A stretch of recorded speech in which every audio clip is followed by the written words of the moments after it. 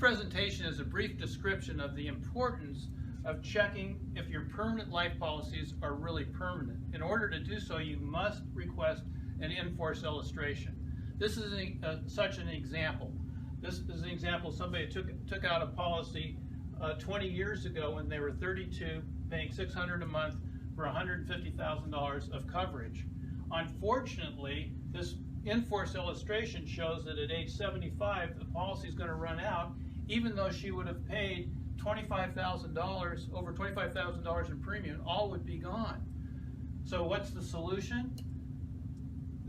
There's not enough cash value. So the way the permanent policy works is it takes the $600 and uses it for mortality costs and puts the extra into cash value.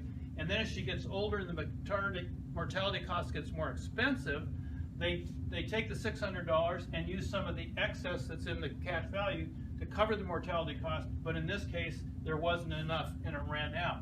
So the only solution you have is to get more money into that cash value. Fortunately, we were able to give this person a choice of paying the same amount by getting into a better policy and having it last not until age 75 but 89, or paying $250 a year more and making it last for her whole lifetime, or converting to a better policy. Now, that's the way most permanent policies work, but they now have permanent policies. They're guaranteed not to lapse even if the cash value dwindles like that.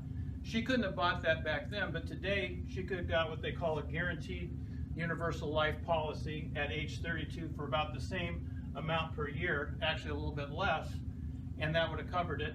They do have what's called a whole life policy, which guarantees the cash value be there, but it's way more expensive, which I wouldn't recommend, and that's the reason that you need to shop for your best deal. I'd welcome the chance to take a look at your policy and make sure that it'll last like you want it to.